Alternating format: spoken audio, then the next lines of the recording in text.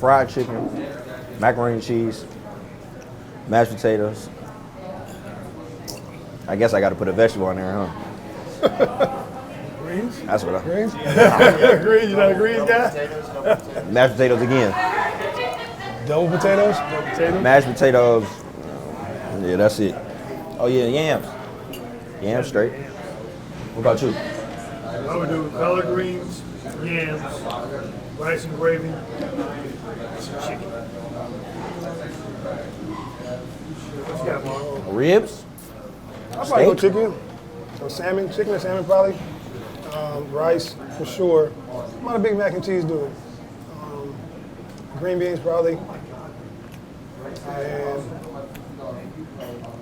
man, I'll probably go double rice probably. Double rice? Yeah, double rice. Real. Fried chicken, macaroni, candy yams,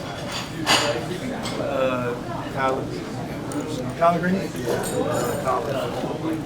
You all had that one food when you brought up, like, my mom or grandma made that you were excited for it? Like, what was that one food for y'all that y'all like, overly excited for it? Spaghetti. Spaghetti. Ooh, that's a good Big call. pot of there. spaghetti. Oh, that's Spaghetti. That's in the house all weekend. That's 2, a 3 fact, days. too. Spaghetti with And the some next day was better than the actual cook. That's a Yeah, fact. Breakfast, there. lunch, dinner. Yeah, that was me. Yes, sir. That's a good call. Definitely spaghetti. I would eat my grandmother's green beans for sure. Fire. Yeah, her green beans for sure. But that spaghetti, I know exactly what you're talking about. You make that on Sunday, you warm it Man, up that's on all the way Wednesday. to Yeah. Wednesday. I swear to God. That's a I swear to fact. God, I man. don't even mess with really spaghetti like that to this day because of that. No, for You've real. eating that every meal for 3 days. That'd be the best feeling. They just cooking all day. You just get to Talking smell the trash. food, playing the game. Yeah, just talking trash. Ain't gotta do no work. The thing that we like the most is that I like growing up is when the family did sit down for dinner time. And as I had kids, I found out it was really more important just to catch up with their day, to sit down and figure out where they are every time for them to relax. And for me, traveling so much, just find out where they are, just in a relaxed situation for them. So that's what we did it growing up, and then I think it's great when I have a family to kind of do with them. I think for me the most important thing is just like God. You know, my grandmother like introducing me to God and keeping us in church growing up and understanding the importance of God in your life. So I think if there's one thing I'll stress to my kids for sure, it's just having God in your life, and you know everything will be all right.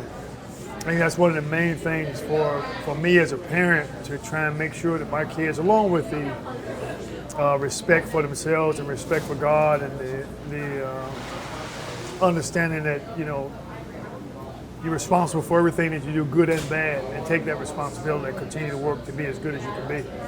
Yeah, I would agree. It's hard. Like T said, you're still learning. I think every day, just trying to be a parent, being a dad. But I think that's the biggest thing. Like the things that my parents taught me, you know, just always try to be cool, try to be respectful to people, be kind, work as hard as you can. But I think at the end of the day, you just want to be remembered as like a good person. So I think that's the one thing that I try to, you know, instill in my kids for sure. Sticking to your principles, trying to work to get better.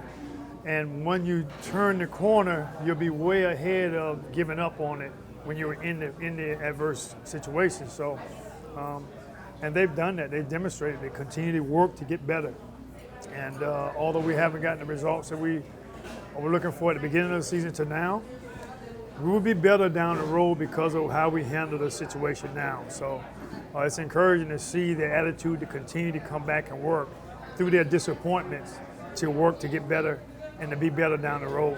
Black culture is togetherness. I feel like, you know, over the years, you know, we've been through a lot as people. You know, been through a lot of adversity. You know, we're still fighting through it today.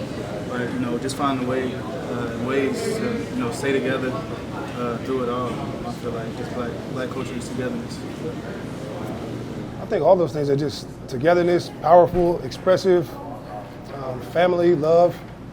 I mean, if you think way back, you know, black culture has been resilient, you know, for years and years and years. And I think even to this day, you still see it, especially when you have older grandparents, older parents, whatever the case may be. So, I mean, you can name a million things what black culture is, and I think you can't go wrong with any one of them.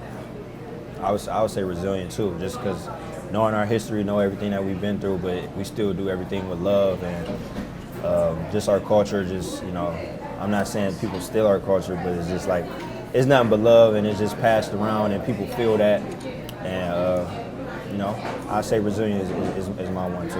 Yeah. I think black culture's family and all the things you guys have said. It's always interesting when you hear about somebody else's successes and they're a black person, you feel a sense of pride in it because they're part Yes, sir. of you.